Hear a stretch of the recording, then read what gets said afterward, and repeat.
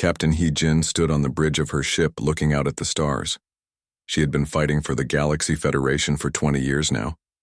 Her ship was called the Resilience, and it was one of the best human ships in the fleet.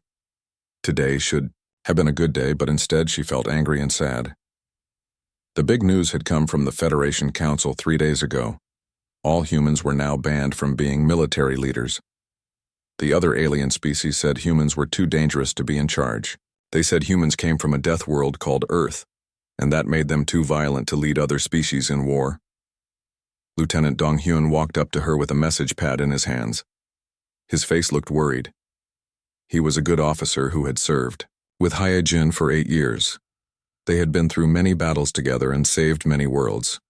Captain, the message is from Earth Command. He said Admiral Su-min has been removed from her job. They are giving her fleet to a Zentarian commander who has never been in a real battle before. Hye-jin took the message pad and read it. Her hands were shaking with anger.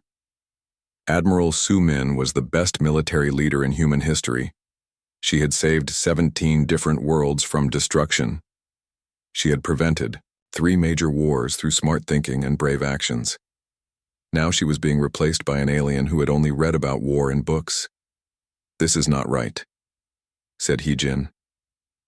Her voice was quiet, but everyone on the bridge could hear the anger in it.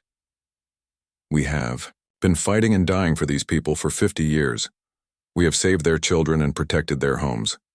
Now they say we are too dangerous to be trusted." The other humans on the bridge nodded. They all felt the same way. Communications officer Young-soo spoke up.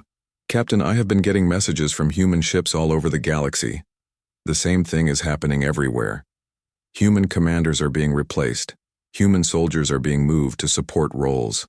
Only Engineer Boram looked up from her station. "Captain, my sister works on the medical ship. She says they are keeping human doctors and nurses, but they cannot be in charge of medical operations anymore. They say humans might make decisions that are too harsh." Hye-jin walked to the big window that showed space outside. She could see the Federation fleet gathering for their next mission. There were ships from 12 different alien species all working together. It was beautiful to see. But now it felt different. Now she knew that humans were not welcome as equals anymore. The captain remembered her first day in Federation service. She was just 18 years old, and so excited to be part of something bigger than Earth. She wanted to help other species and make the galaxy a safer place. Her father had been a Federation soldier too, and he told her that humans had a special gift for protecting others. For 50 years, humans had served the Federation with honor. They had been peacekeepers and negotiators. They had rushed into danger to save alien civilians. They had shared their technology and medical knowledge freely.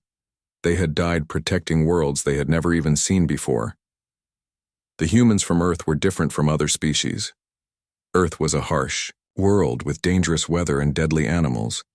Humans had to be tough and smart to survive there, but they also learned to work together and care for each other. That combination made them perfect for Federation service. Captain Hye-jin remembered the Battle of Rigel. 5 years ago, the planet was under attack by space pirates. The Federation fleet arrived, but the alien commanders could not agree on what to do. Each species wanted to use their own battle tactics. The pirates were getting ready to destroy the civilian population. Admiral Su-min took charge even though she was not supposed to be the senior commander.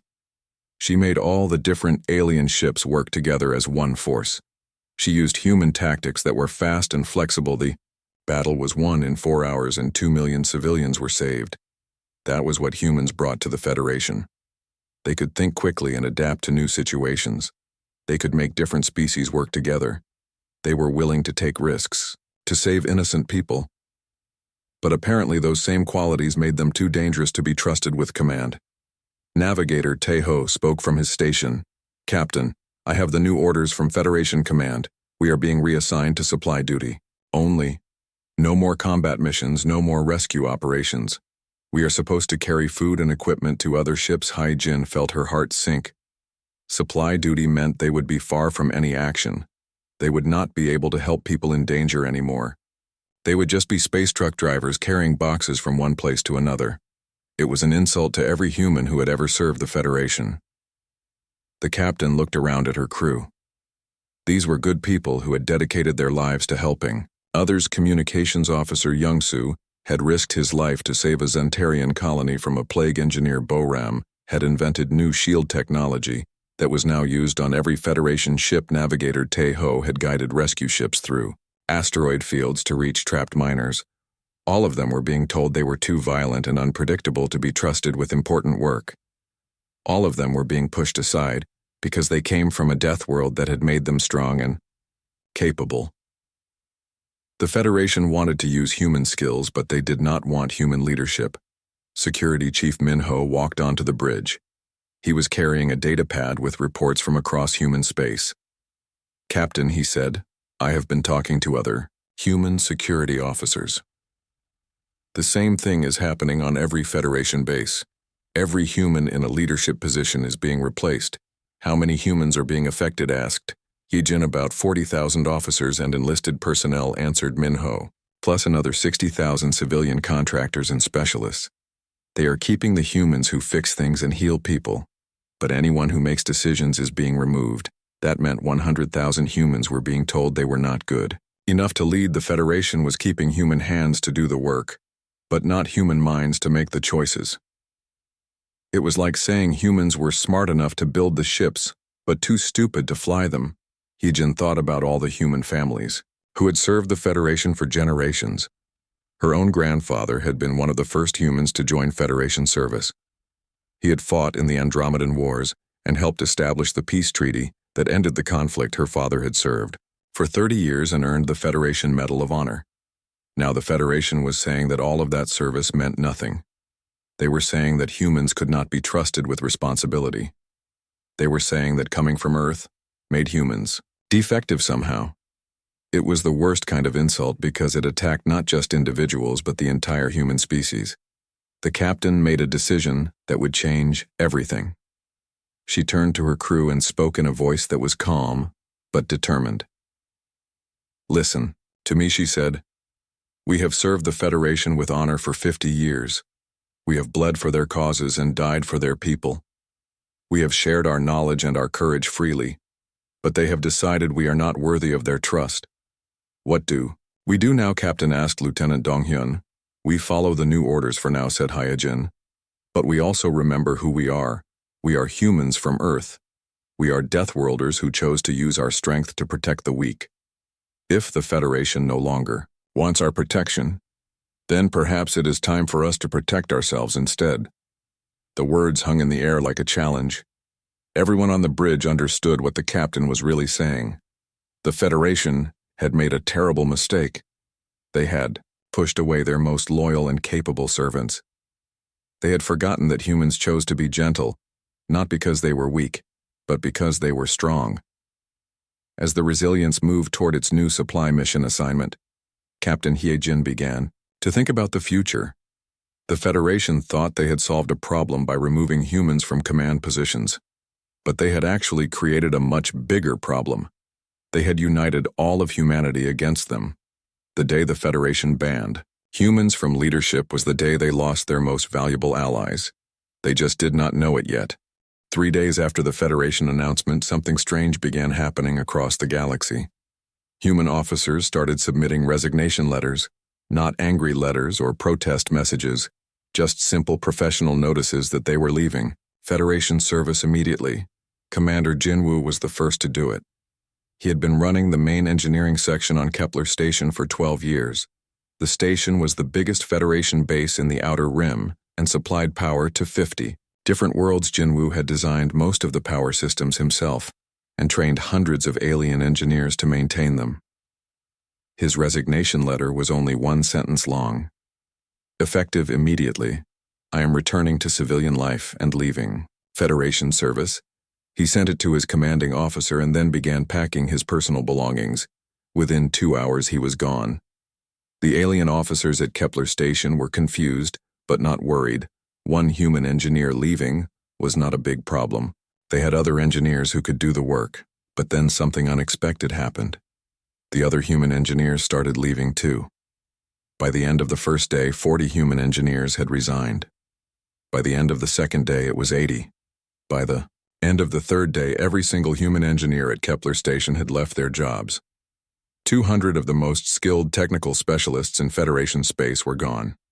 Station Commander Vex Cayley called an emergency meeting. He was a Zentarian who had run the station for 5 years. He had always gotten along well with the human staff and could not understand why they were all leaving. Where are they going? He asked his remaining officers. Why are they all resigning at the same time? Nobody had an answer. The humans had not complained or argued. They had just quietly submitted their paperwork and left. They took their personal belongings, but left behind all their technical manuals and training materials. They were following Federation regulations perfectly, even as they abandoned their posts. The same thing was happening all across Federation space. Dr. Yun-Seo was the head of medical research at the Federation Science Institute. She had created vaccines for 17 different alien diseases and saved millions of lives. Her research team included 50 human doctors and scientists. Dr. Yun-Seo packed all her personal research notes and submitted her resignation. She did not take any Federation property or classified information. She just gathered her own work and left. Her entire team followed her example. Within a week, the Federation had lost their most important medical research facility. Captain Wu Jin commanded the Federation Rapid Response Fleet. These were the ships that rushed to help during emergencies. They handled everything from natural disasters to pirate attacks to first contact situations. Captain Wu Jin had led successful missions to over 100 different worlds. His resignation letter included a complete report on every mission he had ever commanded. The report showed exactly how human leadership had made the difference between success and failure in crisis situations. It was a professional document that proved humans were not just good at their jobs, they were the best at their jobs. The most frightening resignations came from Federation intelligence agent Yuri had been working undercover for 8 years. She had prevented 4 different attempts to overthrow Federation governments. She knew more secrets about galactic politics than almost anyone alive. Agent Yuri submitted her resignation, along with a list of current security threats that would no longer be monitored. She included detailed information about which Federation worlds were most vulnerable to attack and why. Her message was clear.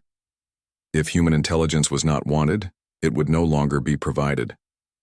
Within 2 weeks, the Federation had lost 40% of their most experienced personnel. The humans had not staged protests or made angry speeches. They had simply chosen to stop working for people who did not trust them. Every resignation letter was polite and professional. Federation officials were initially happy about this development. They saw it as proof that humans were accepting their proper place in galactic society. Some alien politicians gave speeches about how this showed human maturity and wisdom. They completely misunderstood what was actually happening. The humans were not accepting anything, they were making a choice. If the Federation did not want human leadership, then the Federation would not get human expertise either. The resignations were not acts of surrender. They were acts of defiance. Admiral Kethvar was promoted to replace Admiral Su Min as commander of the Third Fleet. He was a decorated Zentarian officer who had studied at the Federation War College. He knew all the proper procedures and regulations. He was excited to prove that non-human commanders could be just as effective as human ones. What Admiral Kethvar did not understand was that human commanders had been successful because they ignored many of those same procedures and regulations. When the situation required it, humans would break rules to save lives. They would take risks that other species considered too dangerous. They would make decisions that seemed crazy, but actually worked. The human officers who had served under Admiral Su Min knew this. They had learned to think like their human commanders. They had seen how human tactics could turn hopeless situations into victories, but now those officers were gone too. They had resigned along with everyone else. Engineer Boram left her position on the Federation flagship. She had designed the shield systems that protected every major Federation vessel. Her replacement was a Rigelian engineer, who was technically qualified but had never worked under combat conditions. Boram did not explain her systems to him. She just submitted her resignation and left. Communications Officer Young Soo resigned from his position, coordinating fleet communications. He had developed new protocols that allowed different alien species to work together more effectively. His replacement spoke 7 different languages but had never been in a real battle where clear communication meant the difference between life and death.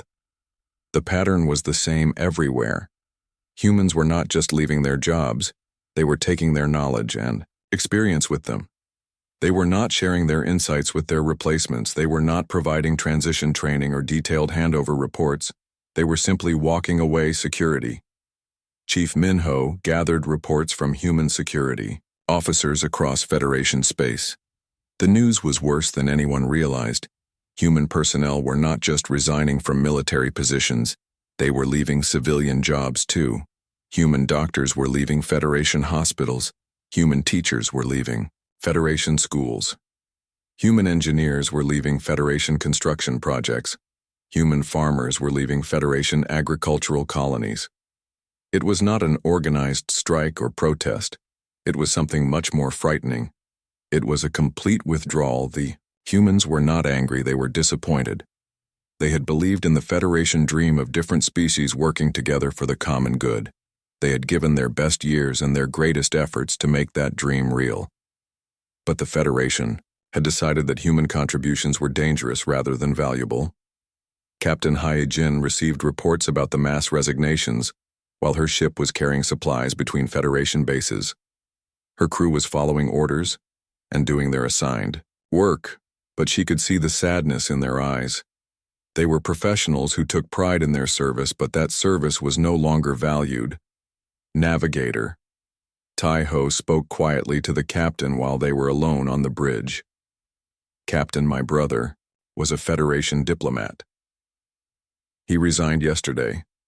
He said there was no point in negotiating peace treaties if humans were not trusted to help maintain the peace. Lieutenant Dong Hyun reported that his sister, who worked in Federation logistics, had also resigned. She had been responsible for coordinating supply deliveries to 12 different worlds. Now those worlds would have to figure out their own supply chains without human organizational skills. The Federation leadership was starting to realize that something was wrong. Emergency meetings were being held on every major Federation world, but most alien officials still believed this was a temporary problem. They thought the humans would come back once they realized how much they needed Federation jobs and benefits. What the Federation did not understand was that humans had been serving not because they needed the jobs, but because they believed in the cause. They had joined the Federation to help other species and make the galaxy safer. Now they were being told that their help was not wanted. The quiet exodus continued. Every day more humans submitted resignation letters. Every day the Federation lost more of their most capable people. Every day the galaxy became a little less safe because the protectors were choosing to stop protecting. Admiral Kethvar issued orders for his first major operation as fleet commander. He was confident that he could prove non-human leadership was just as effective as human leadership. He had no idea that he was about to learn why the galaxy had needed human commanders in the first place. The Federation had made their choice. They wanted human hands to do the work, but not human minds to make the decisions. Now they were about to discover what happened when Deathworlders stopped volunteering their services. The galaxy was about to become a much more dangerous place. 1 month after the human exodus, the first disaster struck. The Altair Mining Consortium had been running smoothly for 15 years, with human engineers maintaining their equipment. The humans had left detailed maintenance schedules and safety protocols, but no one really understood why those procedures were so important. Chief Engineer Zektol was a Rigelian who had worked alongside humans for 10 years. He thought he knew everything about running the mining operation. He had watched the humans do their jobs and believed it was simple routine work. He was wrong. The main extraction facility on Altair 7 had a complex cooling system that kept the mining lasers from overheating. The human engineers had built multiple backup systems and redundant safety measures. They checked the coolant levels every 6 hours and performed detailed inspections twice a day. Zektol thought this was excessive. The Federation manual said coolant checks once per day were sufficient. The IR backup system seemed unnecessary since the main cooling system worked perfectly. He decided to follow standard Federation procedures instead of the human protocols. On a Tuesday morning, the main cooling system failed. It was not a major failure, just a small pump that stopped working. The backup system should have activated automatically, but Zectol had shut them down to save power. He thought he had plenty of time to fix the pump before any damage occurred. He was wrong about that too. The mining lasers overheated in less than 20 minutes. The heat buildup caused a cascade failure that spread through the entire facility. Within 2 hours, the main reactor went critical and exploded. 300 workers died in the explosion. The entire moon of Altair 7 was contaminated with radiation that would last for 50 years. The mining operation that had provided rare metals for the Federation fleet was completely destroyed. The human engineers who had designed and maintained that facility could have prevented the disaster. They had built all those safety systems for exactly this kind of emergency, but they were no longer working for the Federation, and no one had asked for their help. Admiral Kethvar received his first major assignment 1 week after the Altair disaster. He was ordered to escort a humanitarian convoy through the Vega sector to deliver medical supplies to war refugees. It was exactly the kind of mission that human commanders had been doing successfully for decades. The convoy consisted of 15 transport ships carrying medicine, food, and medical equipment. The escort force included 20 Federation warships from 6 different species. Admiral Kethvar was confident this would be an easy mission that would prove his effectiveness as a commander. The Vega sector was known for pirate activity, but the pirates had never attacked such a large and well-defended convoy. Admiral Kethvar studied all the intelligence reports and tactical analyses. The pirates usually operated in small groups with light weapons. They avoided direct confrontation with Federation military forces. What the intelligence reports did not mention was that human commanders had been preventing pirate attacks through unconventional tactics. They would send false communications about convoy routes. They would position ships in unexpected formations. They would sometimes split their forces to confuse pirate scouts. Admiral Kethvar followed standard Federation procedures. Exactly. He arranged his ships in the proper defensive formation. He maintained regular communication schedules. He followed the approved convoy route through the sector. Everything was done according to the manual. The pirates were waiting for him. They had been studying Federation tactics for years, just like everyone else. They knew exactly what a non-human commander would do. They knew about the proper defensive formations and approved convoy routes. They had planned their attack accordingly. Ambush came in the asteroid field near Vega Prime. 12 pirate ships attacked from 3 different directions at once. Admiral Kethvar ordered his escorts to maintain defensive positions around the convoy and wait for reinforcements. It was the correct response according to every Federation military manual. The problem was that pirates do not follow Federation military manuals. They do not fight fair or follow rules of engagement. They attack weak points and retreat when faced with strong resistance. The human commanders who used to handle these situations had learned to think like criminals instead of soldiers. The convoy was completely destroyed. 15 transport ships blown apart, 20 escort vessels either destroyed or severely damaged. 4,000 refugees who had been waiting for those medical supplies died from preventable diseases. The medical equipment worth millions of credits was floating in space as debris. The after-action report praised Admiral Kethvar for following proper procedures. The investigation blamed the disaster on unprecedented pirate tactics and intelligence failures. No one mentioned that the tactics were identical to ones that human commanders had been successfully countering for years. Similar disasters began happening across Federation space research stations, suffered accidents that human safety officers would have prevented. The humans had developed informal protocols based on years of experience dealing with dangerous situations. Their replacements followed official procedures that looked good on paper, but failed in real emergencies. Diplomatic negotiations collapsed without human mediators who understood cultural differences. The humans had spent decades learning how different species thought and communicated. They could translate not just languages but entire ways of thinking. Their replacements spoke the words correctly, but missed the deeper meanings.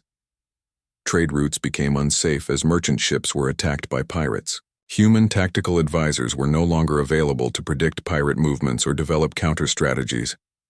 The Federation had detailed maps of pirate bases and known attack patterns, but they could not think like criminals well enough to anticipate. New tactics. Captain He Jin received reports about each disaster, while her supply ship moved between Federation bases. Her crew watched the news broadcasts with growing anger and sadness. These were exactly the kinds of problems that humans had been solving for 50 years. "We could have prevented all of this," said Engineer Boram, who had transferred to Hyjin ship after her resignation. "The Altair explosion happened because they disabled the safety systems we designed. The convoy massacre happened because they used predictable tactics that any pirate could counter." Lieutenant Donghyun monitored Federation communications and reported increasing panic among alien officials. "My contacts in Federation Command say they are holding emergency meetings every day. They are trying to figure out why everything is going wrong, but they refuse to admit they made a mistake." The Federation Council called special sessions to address the crisis. Some members quietly suggested recalling human personnel on a temporary basis, but the majority refused to admit their error. They blamed the failures on insufficient training for non-human personnel and allocated more resources to education programs. They were determined to prove that the galaxy could function without dangerous Deathworld influence. They increased funding for military academies and hired more alien instructors. They created new procedures and protocols to replace the informal methods that humans had developed. What they could not replace was the human ability to adapt and improvise. Humans from Earth had learned to survive on a world that was constantly trying to kill them. They had developed instincts for recognizing danger and responding to unexpected situations. These instincts could not be taught in classrooms or written in manuals. Meanwhile, in human space, something unprecedented was happening.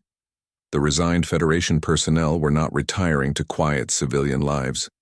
They were organizing and planning and sharing everything they had learned during their decades of service.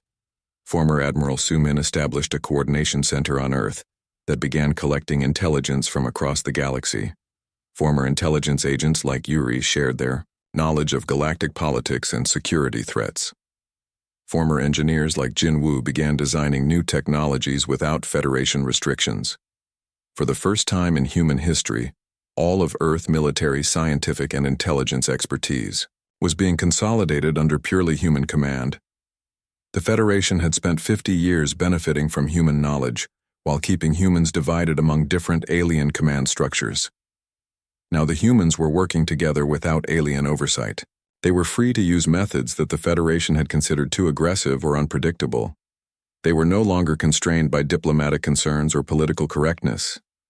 Captain He Jin received an encrypted message from the Coordination Center on Earth. It contained new orders, but not from Federation Command. These orders came from other humans who understood what was really happening in the galaxy.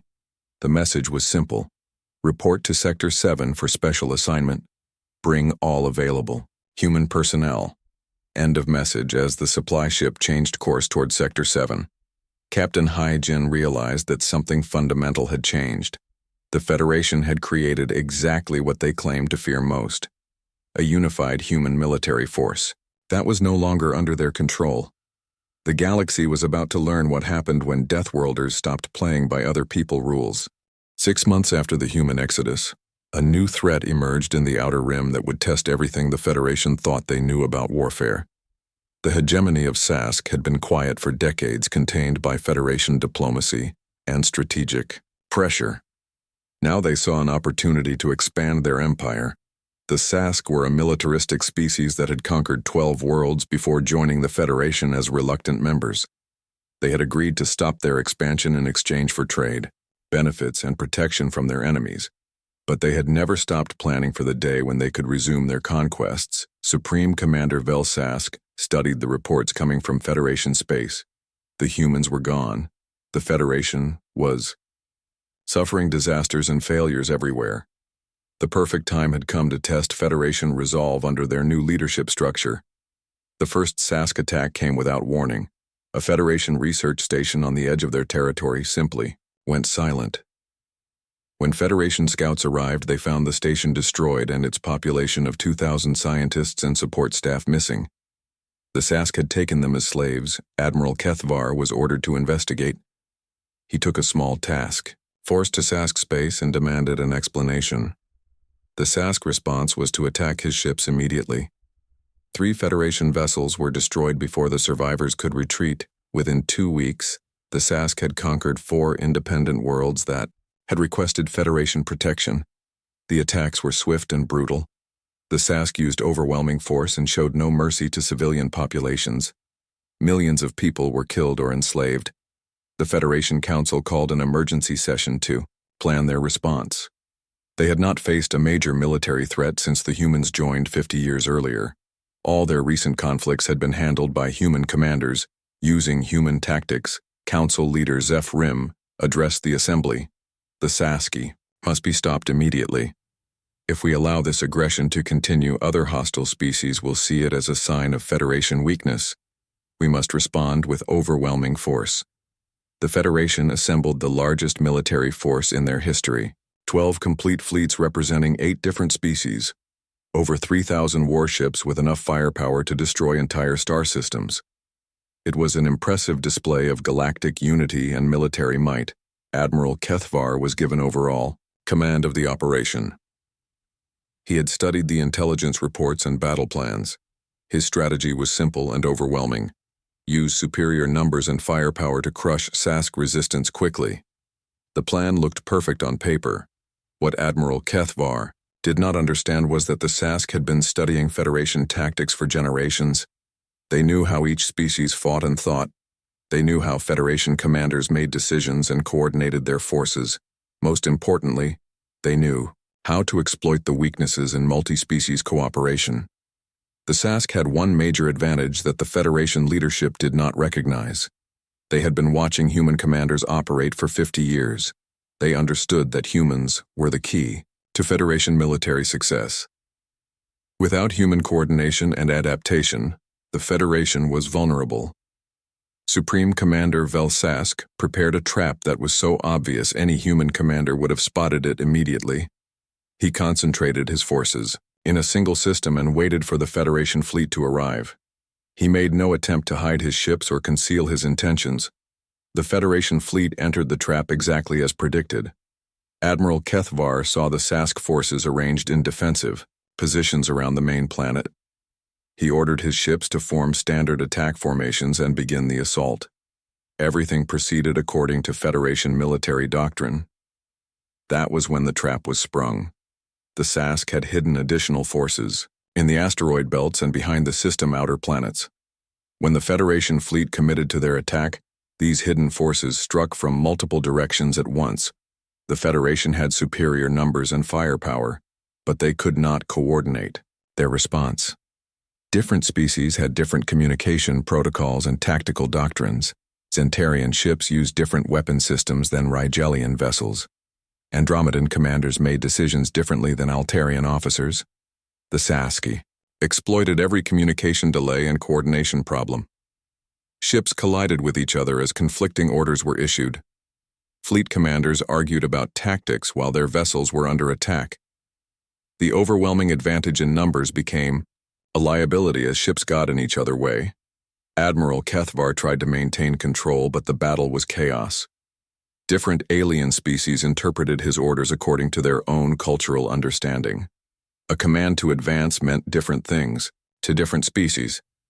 A defensive position looked different to each alien commander. Within 6 hours, 70% of the Federation fleet was destroyed or disabled. The survivors retreated in complete disorder, leaving behind thousands of dead crew members and millions of credits worth of military equipment. The news of the defeat sent shockwaves through Federation space. This was not a small failure or an unfortunate accident. This was the complete destruction of the largest military force the Federation had ever assembled by an enemy they had considered contained and manageable. Panic spread through Federation worlds as the scale of the disaster became clear. The Sask were already moving toward their next targets, and there was no coherent plan to stop them. Some species began withdrawing their remaining ships to defend their own worlds. Emergency sessions of the Galactic Council devolved into accusations and blame. Different species pointed fingers at each other for the military disaster. Nobody wanted to take responsibility for the failed strategy or the massive loss of life. That was when the first unofficial message arrived from human space. It was not from Earth Command or any official government body. It came from the coordination center that former Admiral Su Min had established. The message was broadcast on all Federation frequencies. Citizens of the Federation. We have been monitoring the current crisis. The Sask threat can be contained and eliminated, but not using current Federation methods. We offer our assistance, but we will not serve under Federation command or restrictions. If you want our help, you must deal with us as equals. The message was signed by over 200 former Federation officers, including Admiral Su Min, Commander Jin Woo, Dr. Yun Seo, Agent Yuri, and Captain Wu Jin. These were the humans who had been dismissed as too dangerous to lead Federation forces. Council leader Zephyrim was furious. How dare they make demands when the Federation is in crisis? These humans caused this problem by abandoning their posts. Now they want to dictate terms for their return. This is unacceptable, but other council members were not so proud. Councillor Dexmar of the Rigelian Assembly spoke quietly. Perhaps we should listen to their offer. We have tried to handle the Sask threat without human assistance, and we have failed completely. The debate continued for hours. Some council members argued that accepting human terms would set a dangerous precedent. Other species might demand similar independence. The carefully balanced Federation system could collapse. Councillor Yeth Cole of the Andromedan Collective pointed to the tactical displays showing Sask forces advancing on 3 more Federation worlds. While we argue about precedence and political balance, millions of our citizens are in danger. The humans had made their position clear. They would help end the Sask threat, but only as independent allies, using their own methods, following their own command structure, accepting responsibility for their own results. The Federation could accept this offer or face the Sask alone. As reports arrived of new Sask attacks, the Federation leadership faced an impossible choice. Swallow their pride and ask their former subordinates for help, or watch their civilization crumble under enemy expansion. The proud species of the Federation were about to learn that sometimes survival matters more than political pride. They were about to discover what humans had actually been capable of all along. The meeting took place on a neutral station in the disputed Centauri sector. Federation representatives arrived expecting to negotiate terms for human personnel to return to their old positions. Instead, they found themselves facing something that had never existed before: a unified human command structure. Former Admiral Su Min, now calling herself Commander of Human Space Forces, sat across from the Federation delegation. She wore a simple black uniform with no Federation insignia or rank. Markers behind her were the other human leaders who had resigned from Federation Service Council. Leader Zephyrim led the Federation delegation. He was still angry about being forced to negotiate with former subordinates, but the military situation left him no choice. 3 more Federation worlds had fallen to the Sask in the past week, and panic was spreading through civilized space.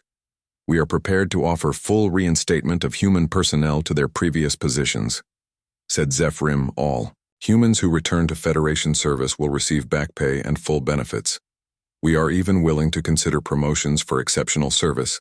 Admiral Su Min listened politely and then shook her head. You still do not understand what has happened. We are not the same humans who served under your command 6 months ago. We have spent that time learning to work together without Federation oversight. We have become something new. She activated a holographic display that showed the current tactical situation. The Sask had conquered 8 worlds and were preparing to attack 6 more.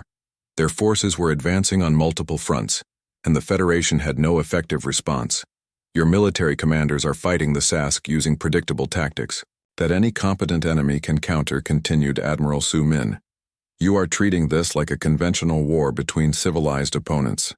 The Sask are not civilized. They are predators who understand only strength. The human proposal was revolutionary.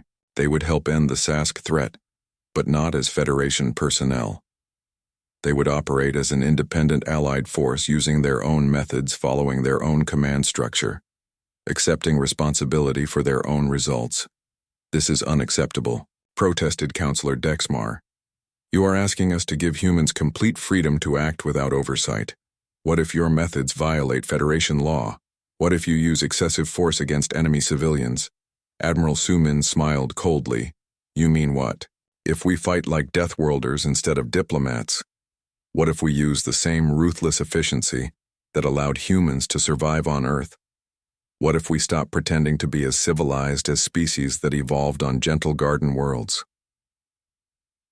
The negotiation lasted 17 hours. Federation representatives argued that this would set a dangerous precedent. Other species might demand similar independence. The carefully balanced Federation system would collapse under the strain of competing power centers. Humans listened patiently and then pointed to the tactical displays showing Sask forces advancing on Federation worlds. Every hour you delay, more of your citizens die. Every day you waste arguing, the Sask grow stronger. Agent Yuri provided classified intelligence that made the Federation representatives go pale. The Sask were not just conquering worlds for territory. They were building a massive slave labor force to construct new weapons and warships. Within 2 years, they would have enough military power to threaten the Federation core worlds. Dr. Yunseo presented medical evidence that the Sask were conducting biological experiments on captured Federation citizens. They were trying to develop disease weapons that would target specific alien species. The research facilities were hidden on the conquered worlds. Commander Jinwoo showed technical analyses of Sask military equipment. They had been secretly developing new weapons technology for decades. Their ships were more advanced than Federation intelligence had realized. A conventional military response would fail even with overwhelming numbers. When the agreement was finally signed, it contained a single clause that would reshape galactic politics. Human forces will engage the Sask threat using any and all methods deemed necessary by human command, without Federation oversight or restriction. The Federation had agreed to unleash their former Deathworld servants without any control over what they might do. It was an act of desperation that they would either celebrate or regret, depending on the outcome. What followed became known as the 72-Hour War. Admiral Su Min commanded a fleet of only 300 ships compared to the thousands the Federation had lost to the Sask. But these ships were crewed entirely by humans and operated under human tactical doctrine. The human fleet did not fight like the honorable Federation forces the Sask had learned to counter. They did not announce their intentions or follow rules of engagement. They did not try to minimize collateral damage or protect enemy civilians. They fought like predators from a death world. The first human strike hit the Sask homeworld directly. Admiral Su Min bypassed all the conquered territories and attacked the heart of their empire. The Sask had not expected this because it violated every principle of civilized warfare. Captain Hyejin commanded one of the assault groups that penetrated Sask defenses. Her ship, the Resilience, led a formation of human vessels through the enemy fleet using tactics that seemed suicidal to outside observers. The humans took casualties but pressed their attack with relentless determination. The Sask homeworld was defended by their most powerful weapons and their best commanders, but they had prepared for a conventional siege, not a direct assault by forces that ignored their own safety. Human ships rammed Sask vessels when their weapons were depleted. Human crews continued fighting even after their ships were crippled. Within 18 hours, the Sask government complex was under human occupation. Supreme Commander Vel Sask was captured, along with the entire military command structure. The humans had decapitated the enemy leadership, while their armies were still deployed on conquered worlds, but the humans were not finished. The second phase of their attack targeted every Sask military installation simultaneously. Human forces appeared without warning at a dozen different locations. Enemy bases that had taken years to build were destroyed in hours. The third phase was psychological warfare. Human ships broadcasted messages to every Sask world. Your government has been destroyed. Your military leaders are prisoners. Your empire is finished. Any resistance will be met with complete annihilation. The Sask had been a proud warrior culture for over 3,000 years. They had conquered dozens of worlds and enslaved millions of beings. They had never encountered an enemy that fought with such ruthless efficiency. Now their entire civilization was helpless before human forces. The final phase eliminated the Sask threat permanently. Human forces occupied every conquered world and freed all the slaves. They dismantled the Sask military-industrial complex and destroyed their weapons research facilities. They made it impossible for the Sask to threaten anyone ever again. The most shocking part was that the humans accomplished all of this while following their own moral code. They killed Sask soldiers and destroyed military targets, but they protected civilians and freed prisoners. They were ruthless toward their enemies, but merciful toward the innocent. When it was over, Admiral Sumin broadcast a message to the entire galaxy. The Sask Empire has been dissolved, their military has been disbanded, their people are free to choose their own future. Any attempt to reconstitute the hegemony will be met with immediate and final response. The galaxy watched in stunned silence as human ships patrolled the former Sask territory. These were the same humans the Federation had dismissed as too dangerous to command. Now they had accomplished the most efficient military victory in recorded history. The Federation delegation that had negotiated with the humans realized they had witnessed something unprecedented. They had seen what Deathworlders could accomplish when they stopped restraining themselves for the comfort of more civilized species. The day humans stopped playing fair became the day the galaxy learned what they had actually been capable of all along. For 50 years, humans had chosen to be gentle and diplomatic and restrained.